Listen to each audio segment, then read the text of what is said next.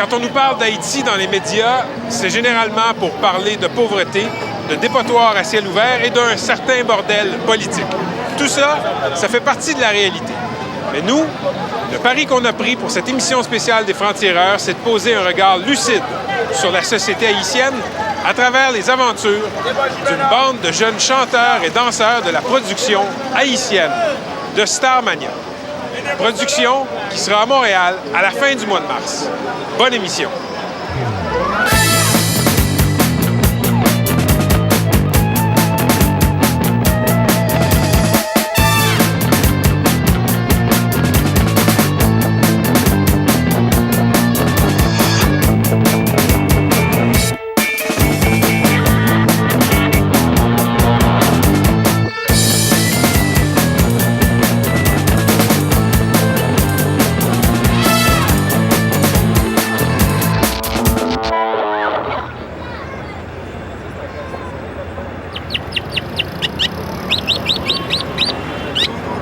Tout le monde en ville a quelque chose à vendre.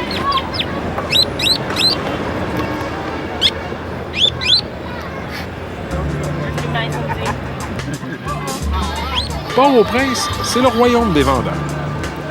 Des téléphones, bonbons, du cirage, des t-shirts, de la poudre pour jeter des sorts, de la monnaie, des coupes de cheveux, des foulards, des antennes de télévision, des fruits, des légumes, des salades, du sexe, du poulet, de la bouffe, des chapeaux puis du stuff blanc.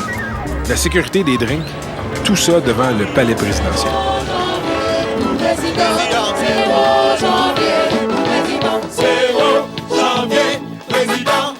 Il y a aussi des vendeurs de rêves, comme la troupe Haïti en scène. Ils répètent Starmania qu'ils vont venir présenter à Montréal. Starmania, c'est quasiment notre réalité. C'est la réalité haïtienne. Nous imposerons le retour à l'ordre. Si l'on ne peut pas vivre. Le grand problème d'Haïti, justement, c'est premièrement les dirigeants. On n'a pas de très bons dirigeants. On n'en a pas eu beaucoup d'ailleurs. Quand c'est 0 janvier, président, là vous vous retournez vers le public. Ça marche? Et à la toute fin, nous bâtirons le nouveau monde. Vous mettez à genoux comme si c'était quasiment votre... Voilà, comme quand Aristide faisait certains de ses discours. Oh, président. Ok? À genoux. Ça marche? On essaye? Et puis on peut... Comme Starmania, c'est un spectacle, c'est un terme universel. Donc il y a les élections, il y a le président, etc. Donc Starmania nous rappelle beaucoup de choses.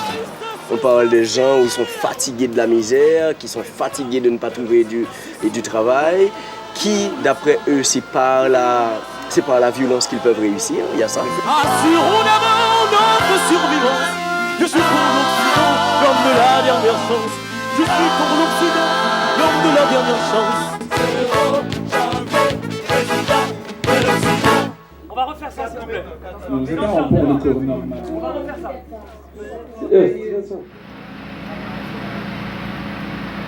Ici, c'est Pétionville, le quartier chic de Port-au-Prince. Toute la troupe s'y est donné rendez-vous avant le départ pour une fin de semaine de travail intensif à la campagne.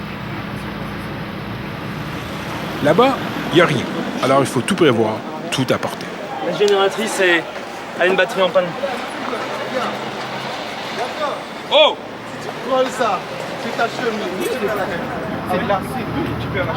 On peut pas prendre un bus, mettre tout le monde dedans, avoir une maison où il y aura tout prêt, il y aura même des choses simples comme l'électricité, l'eau.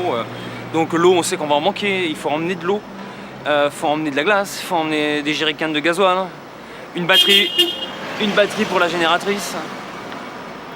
Tout ça est à l'avenant, quoi. Au lieu de parler de création, au lieu de parler arrangement, on a parlé gasoline, poulet, frais de transport, horaire de répétition, enfin des tas de choses qui... On n'aurait pas dû faire. Oui, qui est dans une structure professionnelle, c'est pas nous qui le ferions, quoi. Donc on va changer les voitures et puis on va voir pour les danseurs. Ça marche? Romain? Au-dessus? Ok, tout le monde dehors, on allait mes chers. On est content parce que là-haut, on va répéter, on va seulement répéter. Et puis, parce que le spectacle de Starmania, c'est pas n'importe quoi.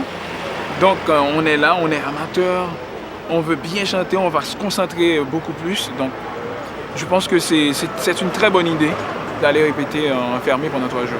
Et ça va être génial, j'en suis sûr. Bon, ces jeunes, quand on les a recrutés, ils venaient un petit peu partout. Et des coins retirés de la capitale, et certains d'entre eux.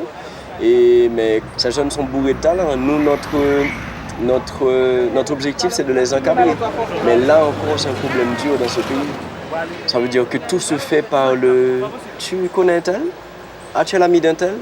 Donc, ce qui veut dire que même quand tu fais quelque chose de bien dans ce pays, si tu n'as pas beaucoup d'amis, si tu n'as pas des gens dans les entreprises, dans le gouvernement, tu es foutu. Il faut connaître des gens. Il faut connaître des gens.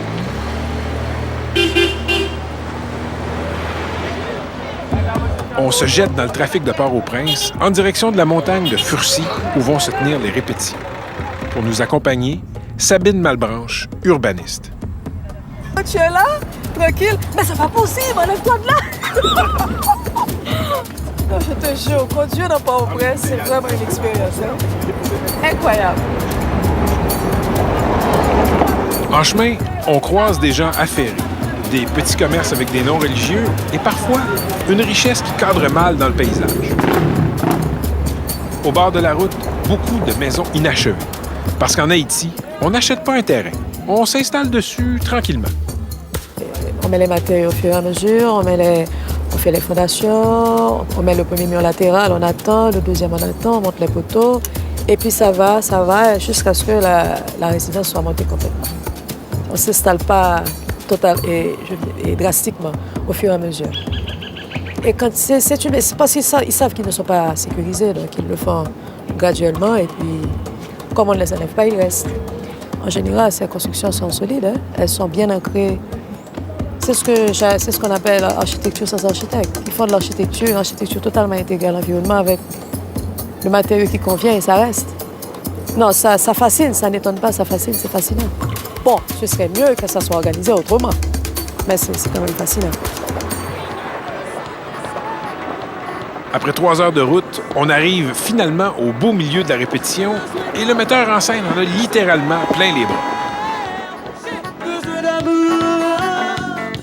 Juste un peu d'amour, juste un peu d'amour, yeah.